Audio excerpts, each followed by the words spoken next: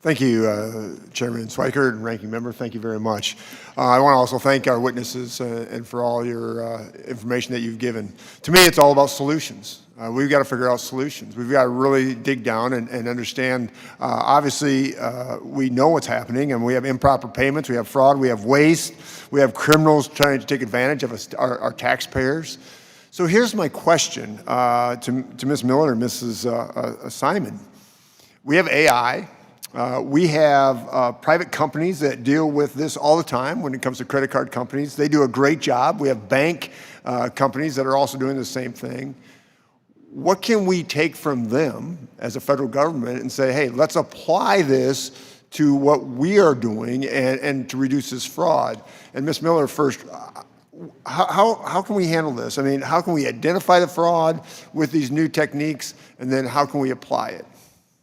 Sure. Yeah, the private sector has really advanced tools that they use at the front of what they call the front of the sale. So at the very beginning, right? So when someone's applying for a new benefit, if they're opening an account at a bank, or if they're looking to make a transaction, the bank can very quickly, in what they call in their words as a low friction technology, right? They can take a ton of data about me when I apply and say, this looks like Linda's. We've seen this social security number and this address associated with Linda, but we've never seen it coming from that IP address. Or, you know, this person says that they're applying for this benefit here, but we have information that shows that that bank account is actually in an entirely different state or maybe even a different country. And so they're able to take all that kind of information and triangulate it. They're also able to say, oh, this new applicant for this loan is actually affiliated with 4 other people, all of whom have been indicted for fraud. This looks like this person might be a shell company associated with a number in a fraud ring. These are the things that the private sector can do. The government has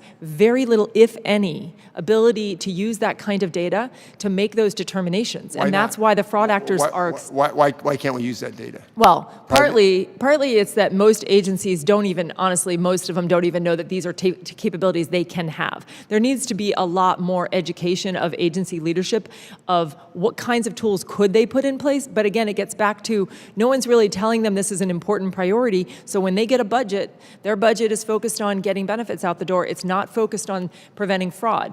If instead there's built in this money here, we're going to give you this $10 million, but we expect you to use $1 million of that to build in fraud prevention tools using data.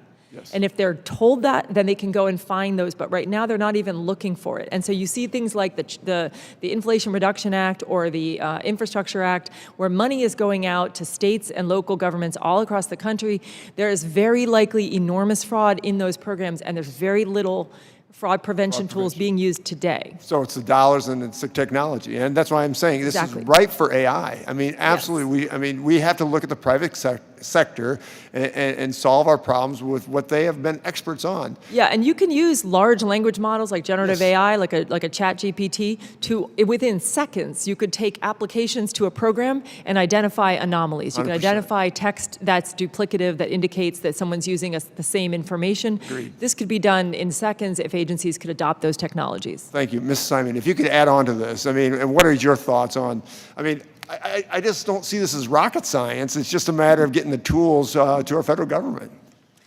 Absolutely. So I think 2 things. One, to underscore both of your points, I had a vendor call me. This was after I left government. This is a vendor that's used by most of the large banks for that front-end piece, sort of intelligence. And he said, I've been calling state workforce agencies, and I can't get people to call me back. I want to help. I want to be part of the solution. So I think on one side that is an issue. However, it would be unfair to state workforce agencies if we didn't acknowledge the administrative funding struggles that they have. There is not a dedicated line of funding for fraud. I think there should be, quite frankly. So the cost, it's really the cost. I mean, there's not dollars to do this. Is that a fair statement?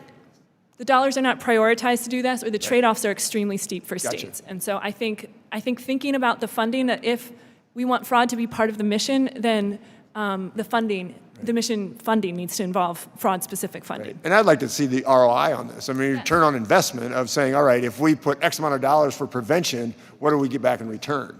And not only that, you're protecting your taxpayers. So I just think this is not hard to solve, but we just, as a government, got to do it.